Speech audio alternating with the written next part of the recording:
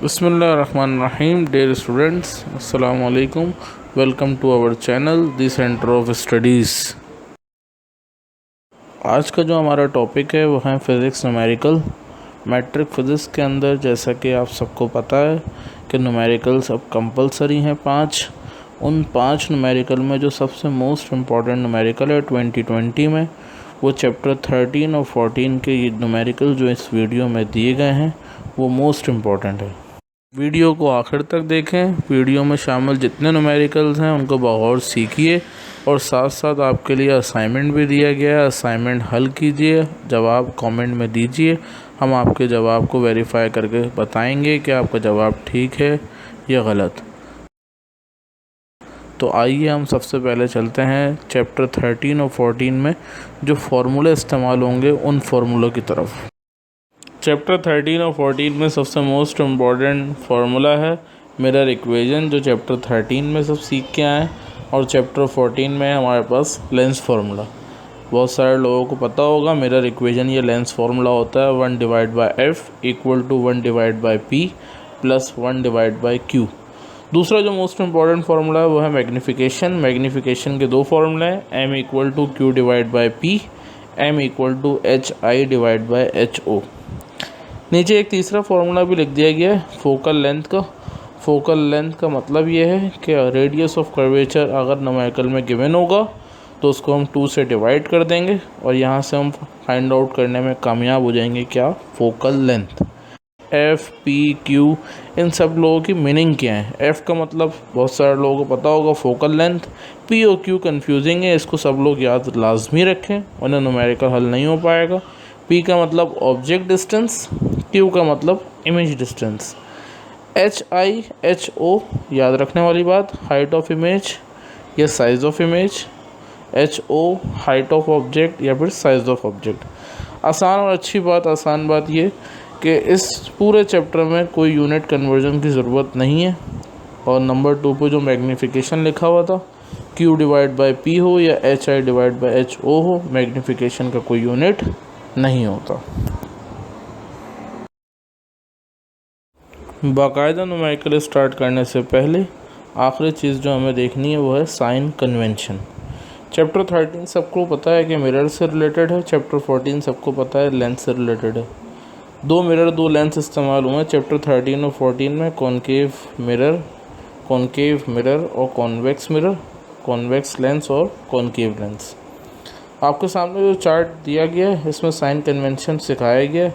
Chapter 13 में जो concave mirror है उसकी प्रॉपर्टी बिल्कुल सिमिलर है चैप्टर 14 के कॉन्वेक्स लेंस से, और चैप्टर 13 में जो कॉन्वेक्स मिरर है उसकी प्रॉपर्टी बिल्कुल सिमिलर है कॉन्केव लेंस से।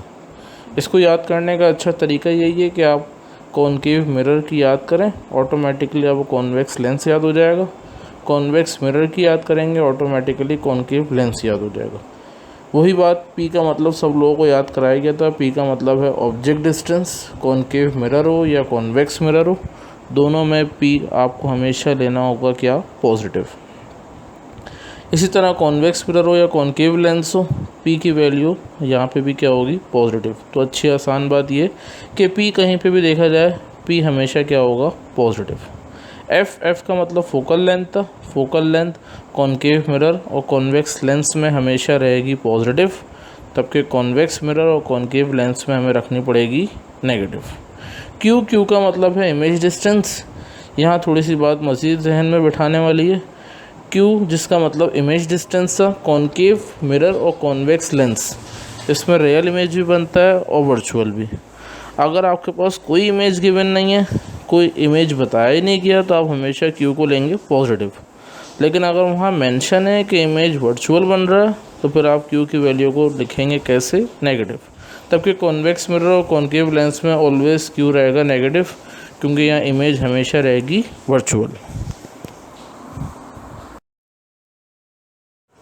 अब हम बाकायदा न्यूमेरिकल का आगाज़ करते हैं। न्यूमेरिकल नंबर 1 जो पेश किया गया आपके सामने, उसमें आपके पास लिखा हुआ है an object is place 10 centimetre from a convex lens of focal length 15 centimetre, find the position and magnification of the image. Numerical में सबको पता है, सबसे पहले हम बनाएंगे डेटा, लेकिन ये काम की बात ये है कि यहाँ सबसे पहले हम जो लेंस होगा या मिरर होगा उसका नाम मेंशन करेंगे। यहाँ जो लेंस गिवन है उस लेंस का नाम है कॉन्वेक्स लेंस, तो हम सबसे पहले लिखेंगे लेंस का नाम क्या है, कॉन्वेक्स लेंस। न्यूमेरिकल को वापस देखें, an object is place, object का सिंबल सबको पता है, ऑब्जेक्ट का सिंबल हमने बताया था क्या है, पी, तो पी हमारे पास गिवन है कितना, 10 सेंटीमीटर। आगे लिखा हुआ from a convex lens of focal length 15 centimetre, focal length का मतलब एफ हमारे पास गिवन है 15 centimetre. Find the position and magnification of the image, magnification का मतलब सबको पता है, एम मालूम करना है, पोजीशन हो या फिर इमेज डिस्टेंस हो हमें पता होना चाहिए, मालूम करना है क्या, क्यू। डेटा मुकम्मल करने के बाद पहले हम ये देखेंगे साइन कन्वेंशन की ज़रूरत तो नहीं है। कॉन्वेक्स लेंस में सबको पता था कि कॉन्वेक्स लेंस में एफ हमेशा होगा पॉजिटिव, और पी तो आपको याद रखने की बात ही नहीं है, पी को हमेशा हम लिखेंगे पॉजिटिव ही। तो इस सवाल में साइन चेंज करने की कोई ज़रूरत नहीं है। अब डेटा मुकम्मल करने के बाद हम आ जाएंगे सॉल्यूशन पे। सॉल्यूशन में फॉर्मूला हमारे पास जो हम लिखेंगे वो है 1/f equal to 1/p plus का 1/q। वैल्यूज़ पुट करेंगे, f की जगह आएगा 15, p की जगह आएगा 10, q अपनी जगह पे सेम रहेगा। यहाँ आपको एक चीज़ और मैं सिखाऊं कि यहाँ 1/10 प्लस का है, लेफ़्ट हैंड पे चला जाएगा 1/15 के पास, तो 1/10 क्या हो जाएगा, माइनस का। इंटरेस्टिंग बात, अब हमारे पास लेफ़्ट पे बचा है 1/15 minus 1/10 equal to 1/q। Minus की जब भी टर्म या प्लस की टर्म आती है दो फ्रैक्शन के दरमियान, तो मैं आगे बढ़ने के लिए लेना पड़ता है एलसीएम। एलसीएम का आसान तरीका मैं आपको सिखाता हूँ, सब लोग बहुत सीखें। एलसीएम का तरीका ये है, जब भी दो टर्म होंगी तो एलसीएम बहुत आसान हो जाएगा, नीचे वाली वैल्यूज़ को आपस में मल्टीप्लाई कराएं। जैसे एक में नीचे 15 था, एक में नीचे 10 था, तो 15 10 से सबको पता है क्या होता है 150, तो हम नीचे क्या लिखेंगे 150। उसके बाद बीच में जो माइनस का साइन था उसको ऐसे ही लगा देंगे। जिस फ्रैक्शन में नीचे 15 था उस फ्रैक्शन के ऊपर आएगा 10, जिस फ्रैक्शन में 10 था उस फ्रैक्शन में आ जाएगा 15। तो ये बहुत ही आसान तरीका हो जाएगा एलसीएम का।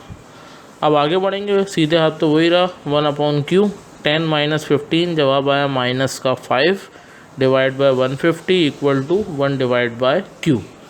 जब भी एक फ्रैक्शन लेफ़्ट पे बचेगी और एक फ्रैक्शन राइट पे बचेगी, दो तरीके हो सकते हैं, या तो आप क्रॉस मल्टीप्लिकेशन करा लें या फिर रेसिप्रोकल। रेसिप्रोकल आसान है, अगर हम रेसिप्रोकल करेंगे तो 150 ऊपर चला जाएगा, 5 नीचे आ जाएगा, ऐसे ही राइट हैंड साइड पे q ऊपर चला जाएगा और 1 नीचे।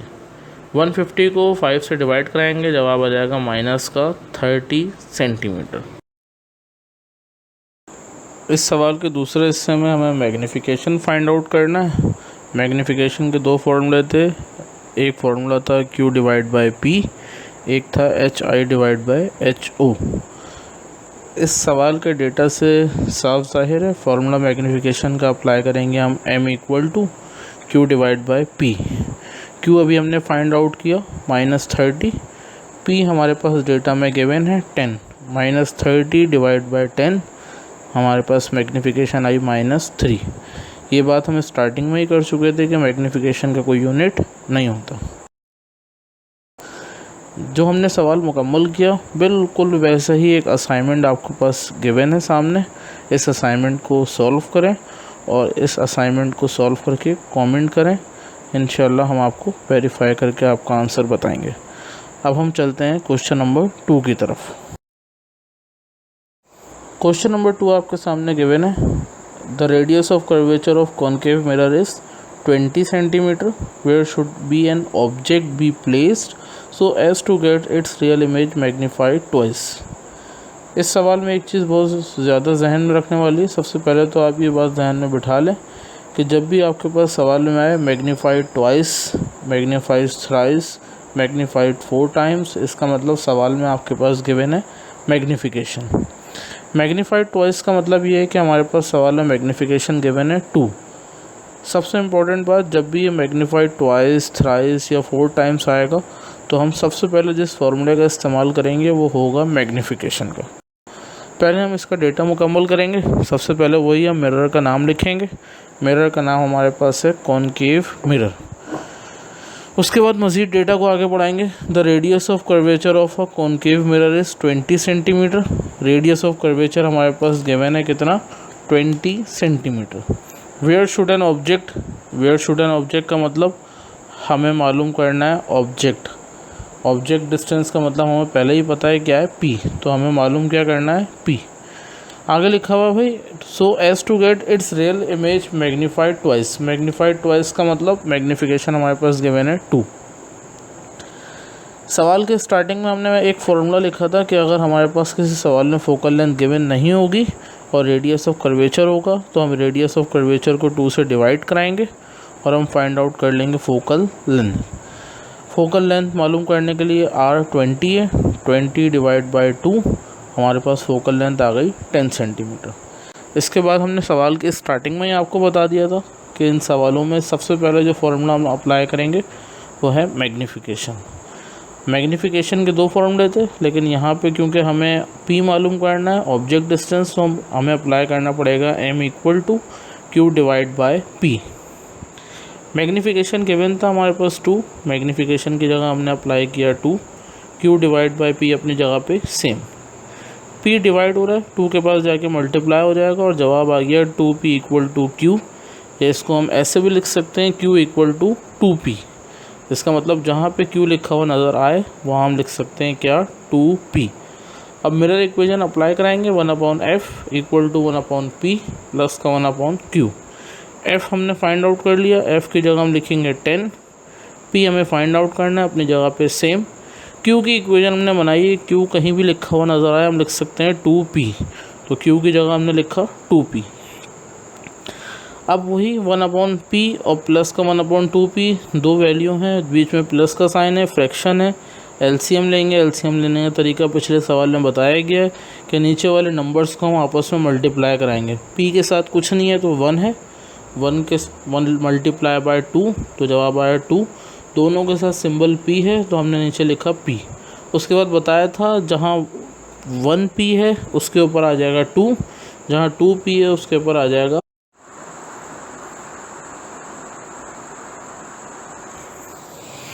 1/10 अपनी जगह पे सेम रहा। नीचे आ जाएंगे 2 + 1 3 हो जाएगा, नीचे डिवाइड में 2p रहा, लेफ़्ट पे रहा हमारे पास 1 डिवाइड बाय 10। दोनों इक्वेशंस को लेफ़्ट वाली और राइट वाली वैल्यूज़ को हम रेसिप्रोकल करेंगे। 3 नीचे आ जाएगा, 2p राइट पे आ जाएगा ऊपर और 1 लेफ़्ट पे नीचे आ जाएगा और 10 चला जाएगा ऊपर।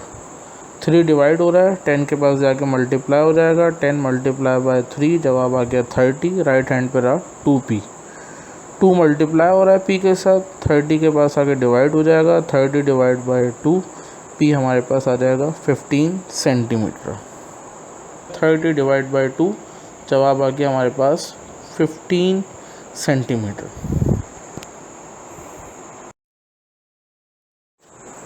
इसके बाद इसी ही सवाल का असाइनमेंट दिया गया, असाइनमेंट नंबर 2 बिल्कुल एज इट इज़ क्वेश्चन है। अब आपके पास मैग्नीफिकेशन 4 टाइम्स आ गई है, आसान सवाल को मज़ीद आसान कर दिया गया है।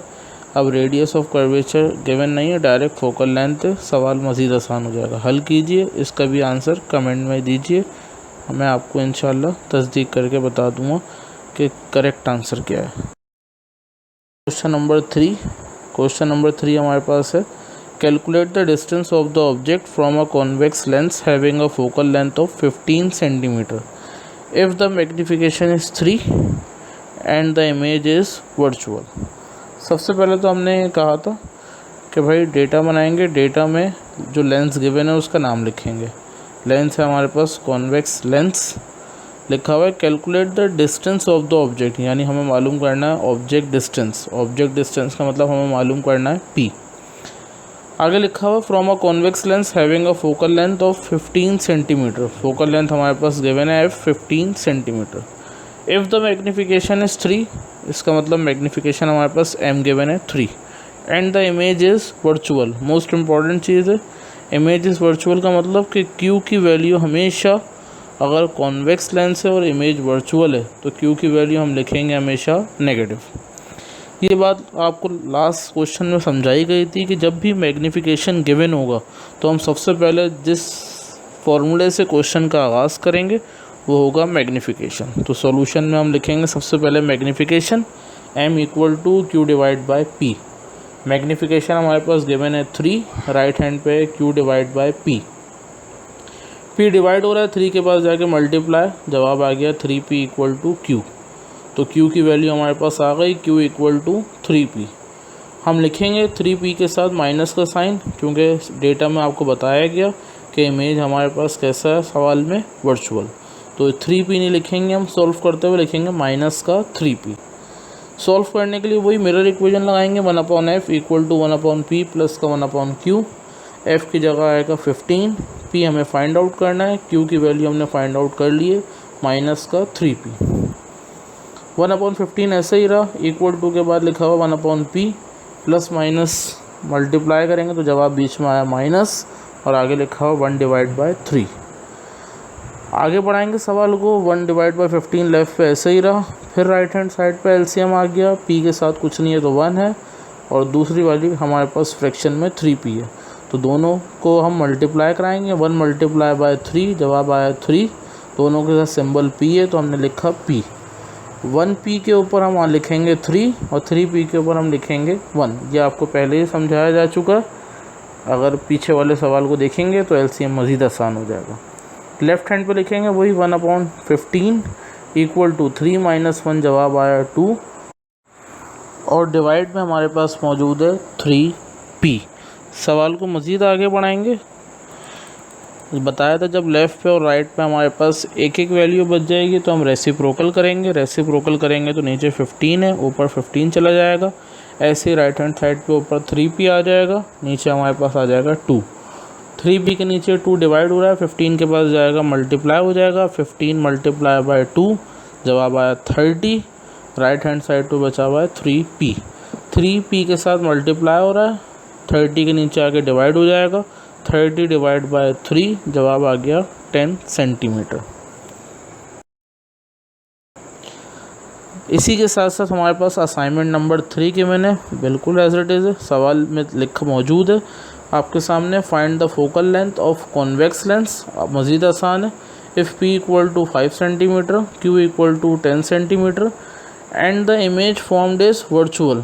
जब इसे सॉल्व करेंगे आप तो इमेज वर्चुअल है, तो q के साथ सॉल्व करते हुए आप लिखेंगे -10 सेंटीमीटर। इसको भी सॉल्व करेंगे, आंसर कमेंट में बताएंगे, इंशाल्लाह हम आपको तस्दीक कर देंगे। अब हम आगे बढ़ेंगे नेक्स्ट क्वेश्चन की तरफ। 4. An object is placed in front of a concave mirror at a distance of 30 cm. If the radius of curvature of the mirror is 20 cm, find the position and nature of the image. वही सबसे पहले हम data बनाएंगे। Data में हमारे पास जो mirror है, mirror का नाम है concave mirror. An object is placed in front of a concave mirror at a distance of 30 cm. Object distance given है, यानी p गिवन है हमारे पास 30 centimetre. If the radius of curvature of the mirror is 20 centimetre. Radius of curvature का मतलब हमें given है r given है 20 centimetre.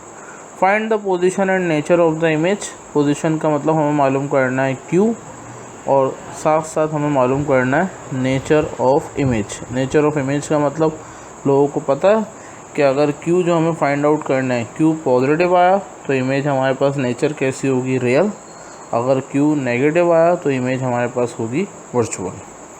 Solution करेंगे, बताया आप ये लोगों को पहले भी बताया जा चुका है। जब भी रेडियस ऑफ कर्वेचर गिवन होगा तो रेडियस ऑफ कर्वेचर से हम पहले फाइंड आउट करेंगे focal length. Radius of curvature को 2 से डिवाइड कराएंगे और जवाब आ जाएगा f हमारे पास 10 सेंटीमीटर। फिर हम मिरर इक्वेशन लगाएंगे, 1/f equal to 1/p plus का 1/q। f हमारे पास फाइंड आउट हमने कर लिया, f हमारे पास है 10 सेंटीमीटर, p हमारे पास है 30 और q हमें फाइंड आउट करना है। 1/30 प्लस का लेफ्ट हैंड पे आ जाएगा तो माइनस का हो जाएगा, 1/10 माइनस का 1/30 equal to 1 divide by q। वही 1/10 माइनस 1/30 का एलसीएम लेंगे। एलसीएम लेने का तरीका बताया, नीचे वाली वैल्यूज़ को हम मल्टीप्लाई कराएंगे। 10 मल्टीप्लाई बाय 30, जवाब आया 300। 10 के ऊपर हम लिखेंगे 30 और 30 के ऊपर लिखेंगे 10, बीच में साइन है माइनस। 30 डिवाइड बाय 10, जवाब आया 20, नीचे मौजूद था 300, राइट हैंड साइड पे था equal to 1 divide by q. दोनों वैल्यूज़ का लेफ़्ट वाली और राइट वाली वैल्यूज़ को रेसिप्रोकल करेंगे। 300 ऊपर आ जाएगा, लेफ़्ट पे 20 नीचे, और राइट हैंड साइड पे हमारे पास आ जाएगा क्यू। लास्ट में हम 300 डिवाइड बाय 20 करेंगे तो जवाब आ जाएगा 15 सेंटीमीटर। 15 सेंटीमीटर पॉजिटिव आ रहा है, तो इमेज हमारे पास जो नेचर बनेगी वो हमारे पास क्या बनेगी, image is real. Assignment number 4 आपके सामने गिवन है, बिल्कुल एज इट इज़ क्वेश्चन है। इस क्वेश्चन को असाइनमेंट नंबर 4 को सॉल्व करेंगे और वही आंसर कमेंट में बताएंगे। लास्ट क्वेश्चन है क्वेश्चन नंबर 5। क्वेश्चन नंबर 5 को मोस्ट इम्पॉर्टेंट कहेंगे। क्वेश्चन नंबर 5 है, an object is place in front of a concave mirror of focal length 4 centimetre. If the image is formed at 5 centimetre from the mirror, find the object distance. If the image is 4 centimeter high, find the height of the object. सबसे पहले वही कि हम जो mirror है या lens है उसका नाम लिखेंगे। यहाँ जो मिरर हमारे पास गिवन है, मिरर का नाम है कॉन्केव मिरर। आगे बढ़ेंगे, लिखा हुआ an object is place in front of a concave mirror of focal length 4 centimetre. Focal length का मतलब एफ हमारे पास गिवन है 4 centimetre. If the image is formed at 5 centimeter from the mirror, if the image, इसका मतलब हमारे पास Q given है कितना, 5 centimetre. Find the object distance, object distance का मतलब हमें find out करना है P। आगे बढ़ेंगे, सवाल में लिखा हुआ if the image is 4 centimetre high। Starting में बिल्कुल दो बातें बताई थी, एक हाइट ऑफ इमेज, एक हाइट ऑफ ऑब्जेक्ट। ये लिखा हुआ है if the image is 4 centimetre high, इसका मतलब हमारे पास दिया हुआ है H I, height of image 4 centimetre. Second चीज़ जो हमें मालूम करनी है, find the height of the object, यानी हमें फाइंड आउट करना है एच ओ। डेटा हमारे पास मुकम्मल हो गया। अब डेटा मुकम्मल करने के बाद हम सॉल्यूशन की हेडिंग लगाएंगे। सॉल्यूशन की हेडिंग लगाने के बाद साइन कन्वेंशन हमारे पास कोई तब्दील नहीं होगा, क्योंकि हमारे पास सवाल में गिवन है कॉन्केव मिरर। सॉल्यूशन में सबसे पहले हम P फाइंड आउट करेंगे। P फाइंड आउट करने का तरीका मालूम है, मिरर इक्वेशन अप्लाई कराएंगे, 1/f equal to 1/p plus का 1/q। f हमारे पास है 4, f की जगह 4 आ गया, 1/p ऐसा ही रहा, प्लस q की जगह हमारे पास है 5। 1/5 प्लस का था, लेफ्ट हैंड पे चला जाएगा तो माइनस का हो जाएगा, तो हमारे पास लेफ्ट हैंड पे आ जाएंगे 1/4 माइनस का 1/5 equal to 1 divide by p। Left पे हमारे पास दो फ्रैक्शन आ गई, दोनों फ्रैक्शन का हम एलसीएम लेंगे। एलसीएम लेने का तरीका 4 मल्टीप्लाई बाय 5, नीचे आ गया 20, 4 के ऊपर 5 आ जाएगा और 5 के ऊपर 4, तो 5 माइनस 4 करेंगे, लेफ्ट हैंड पे आ जाएगा हमारे पास 1 ऊपर और नीचे 20, राइट हैंड पे हमारे पास 1 डिवाइड बाय p। रेसिप्रोकल करेंगे, p हमारे पास फाइंड आउट हो जाएगा, p हमारे पास आ जाएगा 20 सेंटीमीटर। P के बाद हमें फाइंड आउट करना था HO। मैग्नीफिकेशन के दो फॉर्मूले थे, एक फार्मूला था Q डिवाइड बाय P, एक फार्मूला था HI डिवाइड बाय HO। सबसे पहले हम फर्स्ट फार्मूला लगाएंगे मैग्नीफिकेशन का, Q divide by P। Q divide by P, Q हमारे पास गिवन था 5, P हमारे पास हमने फाइंड आउट कर लिया 20, 5 डिवाइड बाय 20, मैग्नीफिकेशन आ जाएगा 0.25। उसके बाद HO फाइंड आउट करने के लिए मैग्नीफिकेशन का सेकंड फार्मूला आएगा M equal to HI divide by HO। ये फार्मूला हमने फर्स्ट में इस वजह से यूज़ नहीं किया क्योंकि हमारे पास मैग्नीफिकेशन सवाल में गिवन नहीं था। मैग्नीफिकेशन की जगह हमने लिखा 0.25, HI की जगह जो डेटा में हमारे पास गिवन था 5, HO हमें फाइंड आउट करना है। HO नीचे डिवाइड हो रहा है, 0.25 के पास जाएगा तो मल्टीप्लाई हो जाएगा, 0.25 HO के साथ मल्टीप्लाई होगा, राइट हैंड पे 5 के पास आएगा तो डिवाइड हो जाएगा, तो 5 डिवाइड बाय 0.25 जवाब आ जाएगा हमारे पास 20 सेंटीमीटर। तो हाइट ऑफ ऑब्जेक्ट हमारे पास आ गई 20 सेंटीमीटर। असाइनमेंट नंबर 5 आखिरी सवाल, बिल्कुल एज इट इज़ क्वेश्चन है, इसको भी ऐसे ही हल करेंगे और आंसर कमेंट में बताएंगे। चैप्टर 13 और 14 से इंशाल्लाह एक सवाल लाजमी आएगा और अगर आप इन सवालों को हल कर लेते हैं, सीख लेते हैं अच्छी तरीके से, असाइनमेंट हल कर लेते हैं तो इंशाल्लाह चैप्टर 13 और 14 का आपका एक सवाल मुकम्मल हो जाएगा। नेक्स्ट वीडियो में इंशाल्लाह बोर्ड एग्ज़ाम के लिए अब जो दूसरा न्यूमेरिकल चैप्टर से मोस्ट इम्पॉर्टेंट है, उस चैप्टर के मोस्ट इम्पॉर्टेंट न्यूमेरिकल लेके हाजिर होंगे। जब तक हमारे साथ कनेक्ट रहिए। नेक्स्ट वीडियो की टाइमली अपडेट के लिए हमारे चैनल को सब्सक्राइब कर लीजिए ताकि नेक्स्ट वीडियो आप तक टाइमली पहुंच सके।